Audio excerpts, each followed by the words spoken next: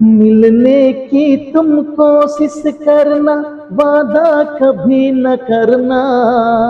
मिलने की तुम कोशिश करना, वादा कभी न करना। वादा तो टूट जाता है, वादा तो टूट जाता है। वादा तो टूट जाता है, वादा तो टूट जाता है। होती है बेदर्द बहुत ही इस दुनिया की रस्में, मुश्किल कर देती है निभाना प्यार वफा की कसमें। शीशे जैसे अरमा लेकर राहों से ना गुजरना, शीशा तो टूट जाता है, शीशा तो टूट जाता है। शीशा तो टूट जाता है, शीशा तो टूट जाता है। जी हाँ बच्चों, ये था गाने का मूड। अब आओ चलते हैं पढ़ाने के मूड पर। तो आज हम आपके लिए लेकर आए हैं न्यू टॉपिक, ह्यूमन रिप्रोडक्शन का लेक्चर नंबर 2। तो इस लेक्चर में हम लोग स्टार्ट करेंगे ह्यूमन रिप्रोडक्शन के पढ़ने का मूड। तो ह्यूमन रिप्रोडक्शन के मूड की अगर हम बात करें तो ये जो चैप्टर है ये किस तरह से कंप्लीट हुआ है, इसकी हम एक डिटेल समरी देखेंगे। तो पहला जो पढ़ने का जो टॉपिक है वो है male reproductive system, male reproductive system. Second जो है, सेकेंड नंबर पर जो आता है वो है female reproductive system, reproductive system. इसके बाद जो नंबर थर्ड पर जो आता है वो है गैमेटोजेनेसिस, गैमेटोजेनेसिस। इसमें formation of male and female gamete होते हैं। नंबर फोर्थ पर जो टॉपिक आती है वो है menstruation cycle, menstrual cycle. Menstrual cycle के बाद जो टॉपिक आती है वो है फर्टिलाइजेशन, फर्टिलाइजेशन। फर्टिलाइजेशन के बाद हम लोग पढ़ेंगे, वो पढ़ेंगे एम्ब्रियोजेनेसिस। जो हम पढ़ने जा रहे हैं एम्ब्रियोजेनेसिस, एम्ब्रियोजेनेसिस। और सबसे लास्ट टॉपिक हम लोग पढ़ने जाएंगे वो है पास्चुरेशन एंड डेवलपमेंट। पास्चुरेशन तो है, सबसे लास्ट में पढ़ेंगे पास्चुरेशन and lactation. So these are the mood of this chapter. तो हम लोग पहले स्टार्ट करेंगे मेल रिप्रोडक्टिव सिस्टम, उसके बाद फीमेल रिप्रोडक्टिव सिस्टम, उसके बाद देखेंगे गैमेटोजेनेसिस एंड मैस्चुरेशन साइकिल, उसके बाद फर्टिलाइजेशन पर डिटेल बात करेंगे और फिर उसके बाद एम्ब्रियोजेनेसिस एंड पास्चुरेशन एंड लैक्टेशन। तो हमारा जो पहला टॉपिक स्टार्ट होने वाला है वो है male reproductive system, male reproductive system. तो मेल रिप्रोडक्टिव सिस्टम में कौन कौन से इंपॉर्टेंट पॉइंट है उसको हम नोट करेंगे। तो उसमें पहला जो आता है वो आता है primary sex organ. Primary sex organ, इसमें जो आता है ए पेयर ऑफ टेस्टिस आता है, a pair of testis. Number 2 पे जो आता है वो है एसेसरी जो डक्ट होती हैं, एसेसरी एसेसरी डक्ट्स। तो एसेसरी डक्ट्स में जो आता है पहले जो होता है वो है tubules, tubules recti, tubules recti आता है। नंबर 2 पर इसके आगे जो आता है वो रेटे टेस्टिस का आता है, रेटे टेस्टिस। इसके आगे जो ट्यूब होती है वो है वासा इफ्रेंसिया की होती है, वासा इफ्रेंसिया। इसके बाद होती है एपिडिडाइमिस, एपीडी एपिडिडाइमिस। एपिडिडाइमिस के बाद जो डक्ट होती है वो होती है vas deferens, vas deferens or ductus deferens, ductus deferens. और सबसे लास्ट होती इजाकुलेटरी डक्ट, इजाकुलेटरी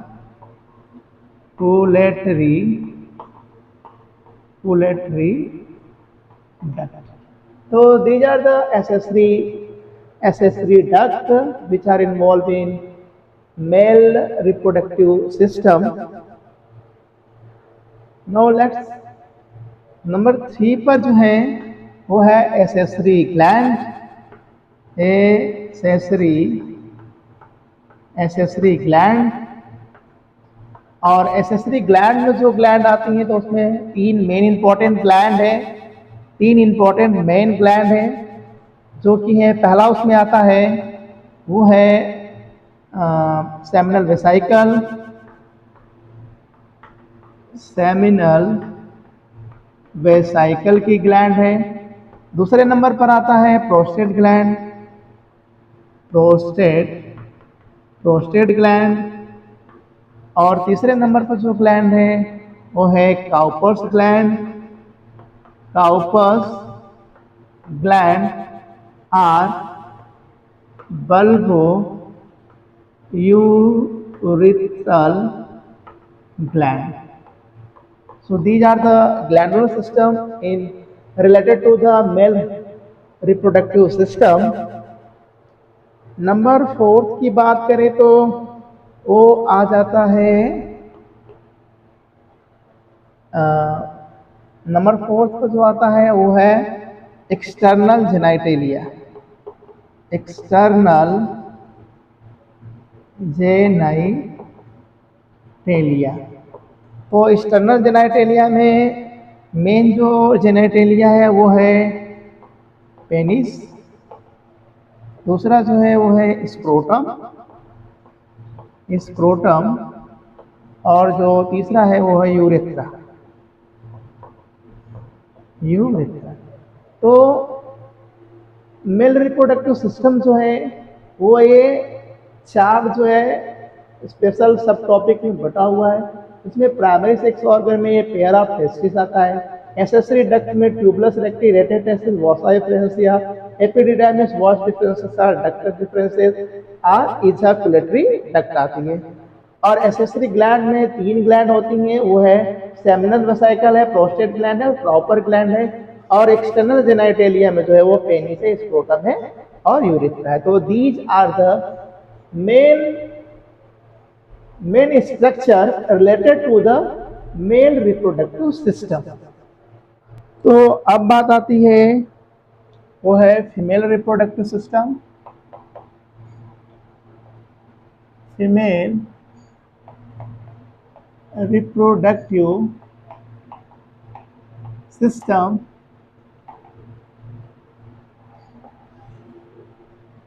तो फीमेल रिप्रोडक्टिव सिस्टम भी उसी तरह है जिस तरह का मेल रिप्रोडक्टिव सिस्टम था। तो फीमेल रिप्रोडक्टिव सिस्टम में भी पहला जो आता है वो है प्राइमरी सेक्स ऑर्गन, और इसमें जो आता है वो आता है a pair of ovary, a pair of ovary. तो इसमें एक पेयर ओवरी आती है। दूसरा जो इसमें आता है वो है एसेसरी डक्ट।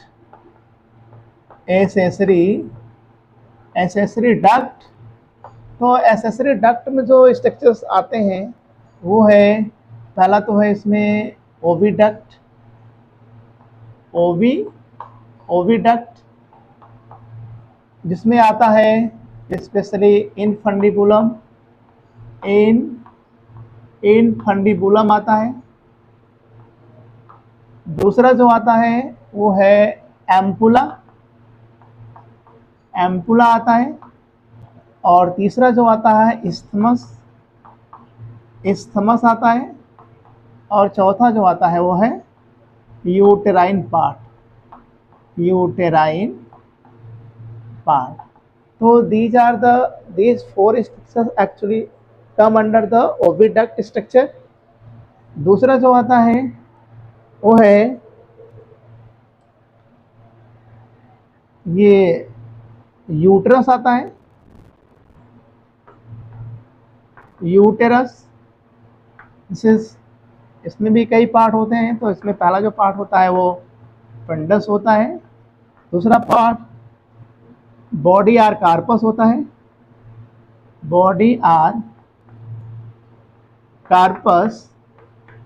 और तीसरा जो होता है सर्विक्स।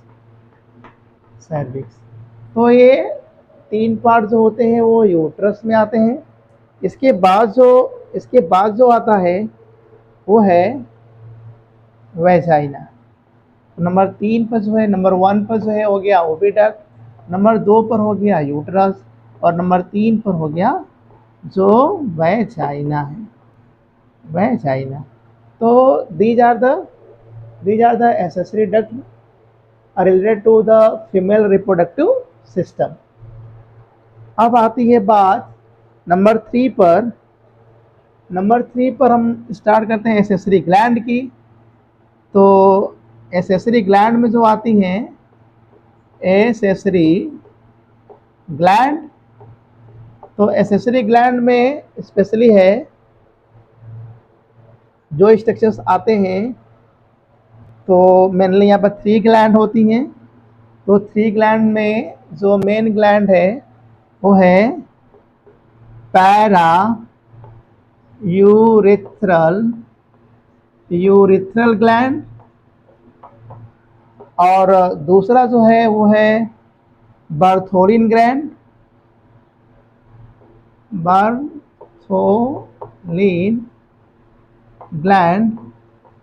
और जो चौथा है जो कि यहाँ पर प्रेजेंट नहीं है लेकिन ये भी ग्लैंड फीमेल रिप्रोडक्टिव सिस्टम से ही रिलेटेड है, तो वो है मैमरी ग्लैंड।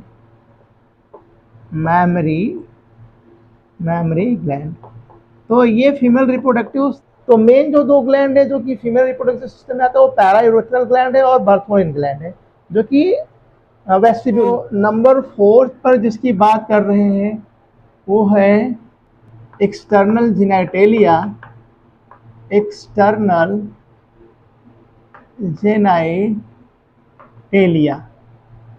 तो एक्सटर्नल जेनिटेलिया में इसमें जो कौन से जो पार्ट आते हैं वो है मॉन्स प्यूबिस, ये पहला स्ट्रक्चर है। उसके बाद है लैबिया मेजोरा। उसके बाद है लैबिया माइनोरा। और एक्सटर्नल जेनिटेलिया में जो आते हैं वो है clitoris stories and hymen. So these are the five structure which are related to the external genitalia of the female reproductive system.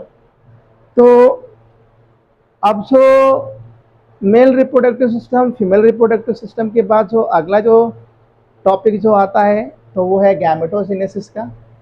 ये है गैमेटोजेनेसिस। तो ये गैमेटोजेनेसिस जो होती है वो दो टाइप की होती है। गैमेटोजेनेसिस जो है वो क्या है, टू टाइप की होती है।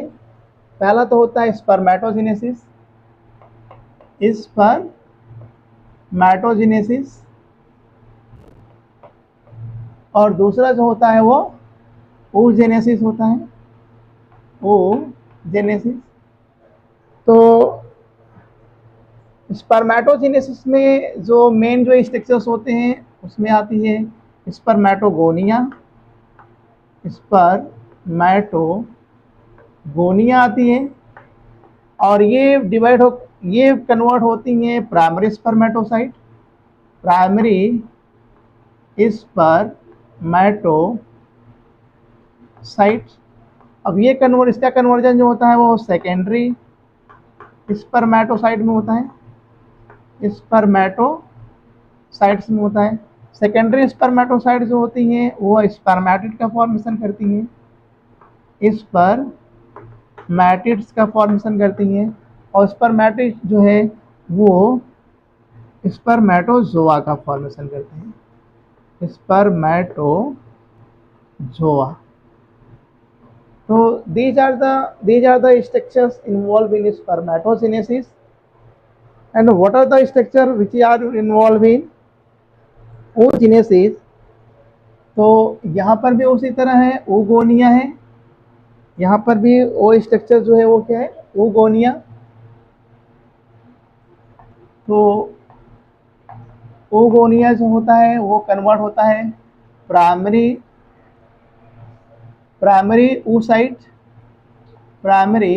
oocytes। इसका कन्वर्जन जो होता है वो सेकेंडरी oocytes में होता है।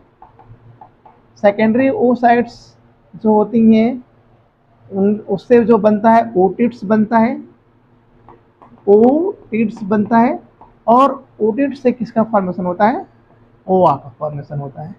तो these are the sequential structures of the cell related to the oogenesis.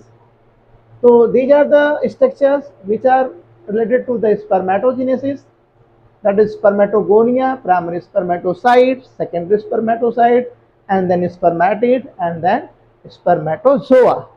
So these are the structures which are related to the gametogenesis. तो गैमेटोजेनेसिस के बाद हम स्टार्ट करने जा रहे हैं जो नेक्स्ट जो टॉपिक है इसमें वो है मेंस्ट्रुअल साइकिल। तो गैमेटोजेनेसिस के बाद की जो स्टेप्स आती है वो है मेंस्ट्रुअल साइकिल की स्टेप्स आती है। तो मेंस्ट्रुअल साइकिल जो होती है these are the completed 4 step. तो दीज आर कंप्लीटेड 4 phases। तो these are completed in 4 phases। तो पहली जो फेज है वो है menstrual phase.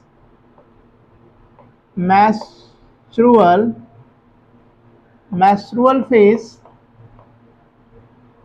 Or bleeding phase. दूसरा जो है वो है follicular phase. Follicular phase or folliculogenesis.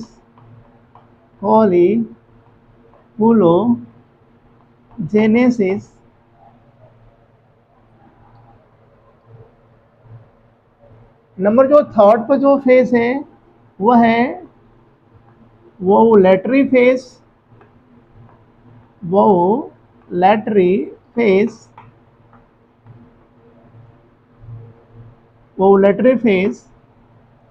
और नंबर 4 पर जो स्टेज है वो है ल्यूटियल फेज। सो मैस्टुरेशन साइकिल से रिलेटेड 4 फेजेस होती हैं।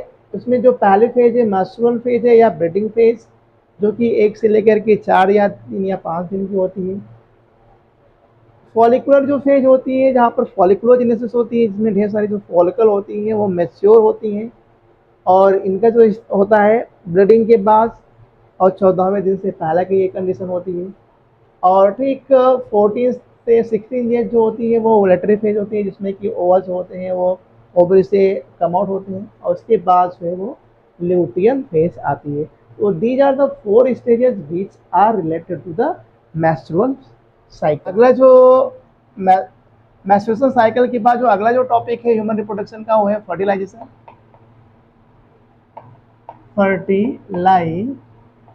फर्टिलाइजेशन तो फर्टिलाइजेशन की भी बहुत सारी स्टेप्स होती हैं।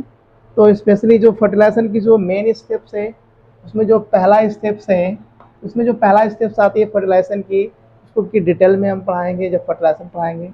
तो है कैपेसिटेशन, होता है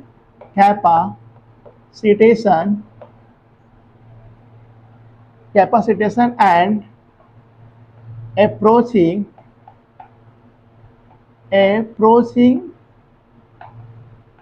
अप्रोचिंग ऑफ स्पर्म। ये पहली स्टेप्स होती है, इसमें कि कैपेसिटेशन होता है और अप्रोचिंग ऑफ स्पर्म होता है। दूसरी जो स्टेप्स होती है इसके बाद, वो है फर्टिलाइजिंग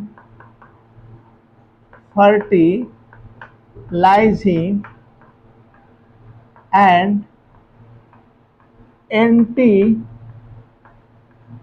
फर्टिलाइजिंग रिएक्शन। ये बहुत इंपॉर्टेंट रिएक्शन होता है, fertilising and anti fertilising reaction. इसके बाद की जो स्टेप्स आती है वह होती है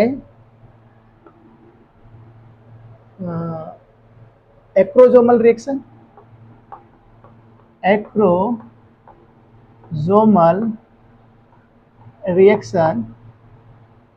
और स्पर्मलाइजिंग ये नंबर 3 पर होती है। इसके बाद जो होता है नंबर 4 पर zona pellucida penetration. Zona pellucida penetration होता है। जोना पेलुसिडा इसी के साथ जो होते हैं रप्चर हो जाती है। अब जोना पेलुसिडा के बाद जो आती है वो एक की मेम्ब्रेन आती है। तो एक की मेम्ब्रेन जो होती है वहाँ पर क्या होता है, फॉर्मेशन ऑफ फर्टिलाइजेशन कोन। तो नंबर 5 पर जो फर्टिलाइजेशन की स्टेज आती है वो है फॉर्मेशन ऑफ फर्टिलाइजेशन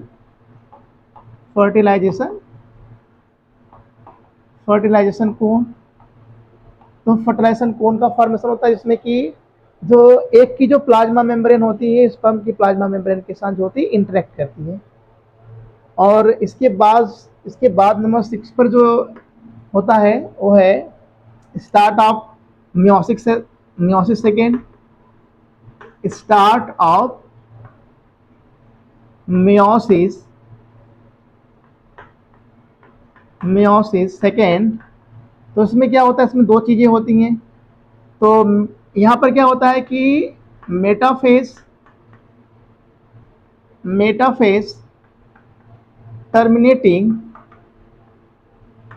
टर्मिनेटिंग जो फैक्टर होते हैं, मेटाफेज टर्मिनेटिंग जो फैक्टर होते हैं वो डीएक्टिवेट हो जाते हैं, और डीएक्टिवेटेड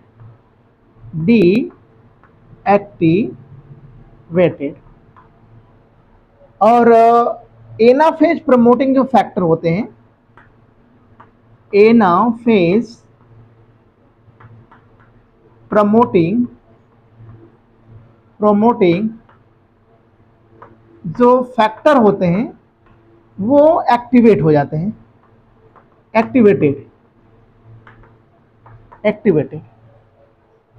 जब ये इस प्रोसेस में जो ओवा जो होता है वो बिल्कुल जो ओटिट्स होता है वो कंप्लीटली ओवा में कन्वर्ट हो जाता है। इसके बाद की जो प्रोसेसेस होती है वो होती है नंबर 7 पर formation of fertilisation cone. Number 7 पर जो स्टेज आती है फॉर्मेशन ऑफ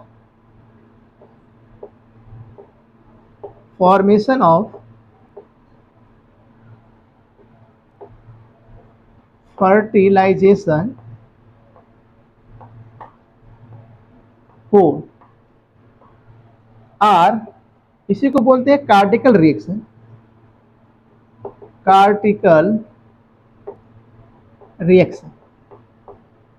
ये कार्टिकल रिएक्शन होता है। और नंबर लास्ट में जो प्रोसेस होता है वो होता है फ्यूजन ऑफ मेल एंड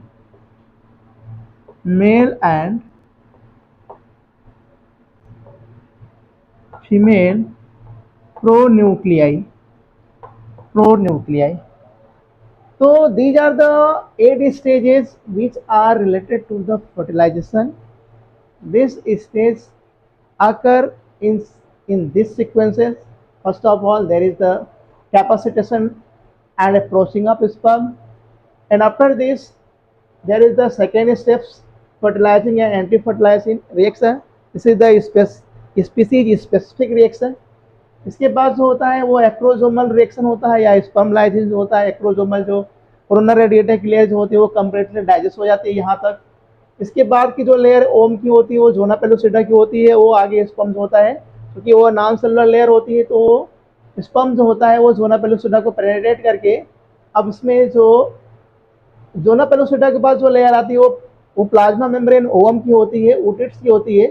तो यहाँ पर फॉर्मेशन अब जो होता है फर्टिलाइजेशन कोन का फॉर्मेशन होता है, जिसमें कि स्पर्म की जो प्लाज्मा मेम्ब्रेन है और ओवम की जो प्लाज्मा मेम्ब्रेन है वो बल्ज आउट हो जाती है। और इसी के साथ जो होते हैं वो सारे जो स्पर्म के जो पार्ट होते हैं वो एक के अंदर पहुंच जाते हैं, और जैसे ही पहुंचते हैं वो मियोसिस सेकेंड स्टार्ट हो जाता है। तो मियोसिस सेकेंड में जो मेटाफेज टर्मिनेटिंग फैक्टर जो डीएक्टिवेट हो जाता है और एनाफेज प्रमोटिव फैक्टर जो होता है वो एक्टिवेट हो जाता है।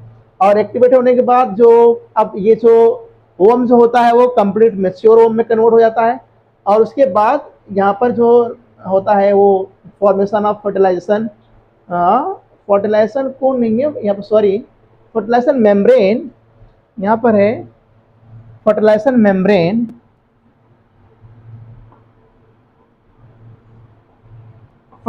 मेम्ब्रेन तो फॉर्मेशन ऑफ फर्टिलाइजेशन मेम्ब्रेन, और इसी को क्या बोलते हैं, कार्टिकल रिएक्शन बोलते हैं। और इस रिएक्शन के बाद जो और स्पर्म की एंट्री जो होती है ओवम के अंदर वो स्टॉप हो जाती है, और उसके बाद मेल और फीमेल जो प्रोन्यूक्लियाई होते हैं उनका फ्यूजन हो जाता है, सिनगैमी हो जाती है, और इसका रिजल्ट होता है कि यहाँ पर जाइगोट का क्या हो जाता है, फॉर्मेशन होता है। तो these are the 8 sequential steps which are related to the fertilization and which occur sequentially from capacitation to the formation of zygote.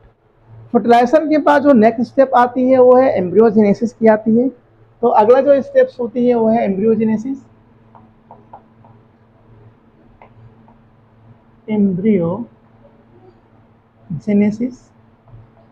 तो एम्ब्रियोजेनेसिस में क्या होता है कि कंप्लीट जाइगोट जो होता है वो अब कंप्लीट एम्ब्रियो में कन्वर्ट हो जाता है।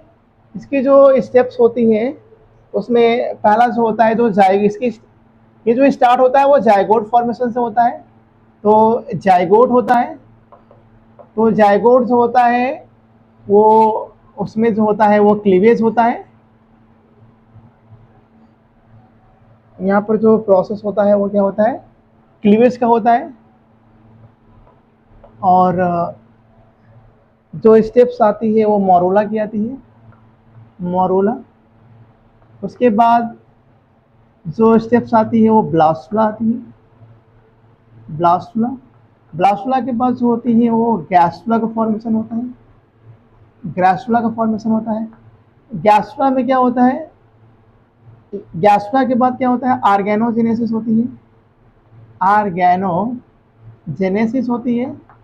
और ऑर्गेनोजेनेसिस के बाद जो होता है the mature foetus, the mature foetus, fully form foetus, fully form foetus. तो इस तरह से फुल्ली फॉर्म फीटस वजह इसी प्रोसेस को एम्ब्रियोजेनेसिस बोलते हैं। एम्ब्रियोजेनेसिस में कम्प्लीटली जाइगोट जो होता है फुल्ली फॉर्म फीटस में कन्वर्ट हो जाता है, और इसकी जो स्टेप्स होती हैं वो मोरुला की होती है, इसके बाद ब्लास्टुला आता है। यहाँ इसी स्टेज का जो एम्ब्रियो जो होता है वो इम्प्लांट होता है। उसके बाद ग्रास्टुला आता है जिसमें कि प्री जर्म लेयर बनता है, ऑर्गेनोजेनेसिस में सारे ऑर्गन बन जाते हैं, और ultimately mature fully form foetus का क्या हो जाता है, फॉर्मेशन हो जाता है। तो these are the sequential development of embryogenesis. तो एम्ब्रियोजेनेसिस के बाद जो होता है वो स्टेप्स आती है पास्चुरेशन की। तो ये स्टेप जो होती है वो आती है पास्चुरेशन की आती है। तो पास्चुरेशन प्रोसेस में भी क्या होता है कि इसकी भी जो होती है स्पेशली 3 स्टेप्स होती है। पहला ये जो होती है 3 स्टेप में कंप्लीट होती है, 3 स्टेप्स प्रोसेस पास्चुरेशन भी होता है, इसमें कि जो कंप्लीट जो बेबी होता है, मैच्योर बेबी होता है, वो एक्सपेल्ड आउट हो जाता है फ्रॉम द मदर बॉडी। इसकी भी 3 स्टेप्स होती है। तो पहला स्टेप्स में जो आता है वो है डायलेशन,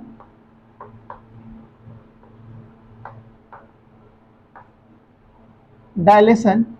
तो ये जो पहला प्रोसेस है वो है डायलेशन का। दूसरा प्रोसेस है एक्सपल्सन,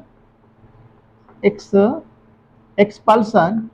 उसमें बेबी को डायलेशन प्रोसेस में क्या होता है कि जो रिप्रोडक्टिव पार्ट होते हैं, वेजाइना के जो पोर्शन होते हैं वो उनका डायलेशन हो जाता है, वो कम्प्लीटली जो होते हैं वो रिलैक्स हो जाते हैं, वो एक्सपेंड होने के लिए तैयार हो जाते हैं। इसके बाद एक्सपल्सन होता है जिसमें कि ऑक्सीटोसिन हार्मोन के इफेक्ट से एक स्ट्रॉन्ग जो है कॉन्ट्रैक्शन स्टार्ट हो जाता है, जिससे कि जो मैच्योर जो फीटस होता है उसको जो है स्ट्रांगली जो है उसको एक्सपेल्ड आउट किया जाता है। इसके बाद जो होती है शेडिंग ऑफ प्लेसेंटा। तो इसके बाद जो होती है वो है शेडिंग ऑफ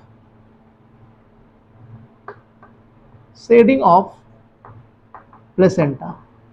तो प्लेसेंटा जो होता है, प्लेसेंटा और यूट्राइन वॉल का जो कम्बिनेशन होता है वो बिल्कुल ख़त्म हो जाता है, वहाँ से रिमूव हो जाता है। तो these are the steps of parturition, dilation, expulsion and placentas, shedding of placenta. तो पास्चुरेशन के बाद जो अंतिम स्टेज आती है वो है लैक्टेशन की। तो ये आती है बात लैक्टेशन की, आती है। तो लैक्टेशन जो होता है सिंपली जो होता है सिक्रीशन ऑफ मिल्क होता है, जिसमें कि after the child birth mother जो होती हैं वो फीडिंग कराती है। तो ये जो मिल्क फॉर्मेशन होता है इसका जो स्टार्ट होता है उसमें जो यूनिट होती है इसकी, ये जो प्रोसेस जो होता है वो मैमरी ग्लैंड में होता है। कहाँ पर होता है, मैमरी ग्लैंड में होता है। और ये मैमरी ग्लैंड में जो फॉर्मेशन से लेकर के जो सिक्रीशन होता है आउटसाइड जो बच्चे को मिलता है, उसकी जो सिक्वेंशियल जो डक्ट है वो उस इस तरह की है।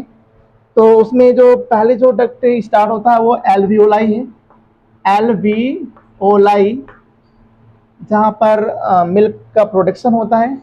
वो कलेक्ट करता है मैमरी ट्यूब्यूल्स, उसको मैमरी जो ट्यूब्यूल्स होती हैं वो कलेक्ट करती हैं। मैमरी ट्यूब्यूल्स से वो आता है मैमरी डक्ट में, मैमरी डक्ट में आता है। और मैमरी डक्ट से जो मिल्क होता है वो आता है मैमरी एम्पुला, मैमरी एम्पुला। और मैमरी एम्पुला से जो अल्टीमेटली जो आता है वो मैमरी वो लैक्टिफेरस डक्ट होती है, लैक्टिफेरस डक्ट। और लैक्टिफेरस डक्ट जो होती है वो कहाँ पर खुलती है?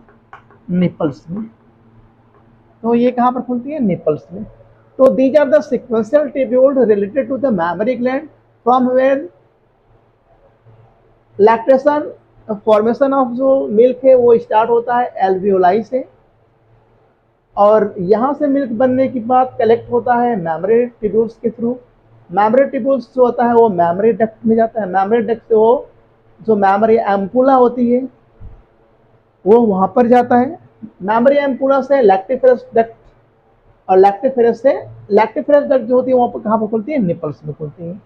तो these are the sequential ductular system of the related to the mammary gland and which actually is the part of the lactation। तो इसी के साथ जो हमारा जो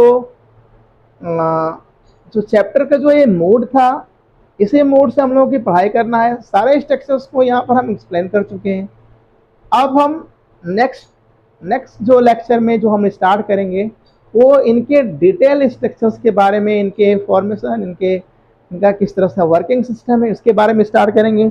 इस चैप्टर में सिंपली जो है हम आप लोगों को इंट्रोड्यूस कराने की बात कर रहे हैं कि वो कौन कौन से सिस्टम है, वो कौन कौन से जो है इम्पोर्टेंट टॉपिक है, और वो टॉपिक से रिलेटेड कौन कौन से स्ट्रक्चर हैं।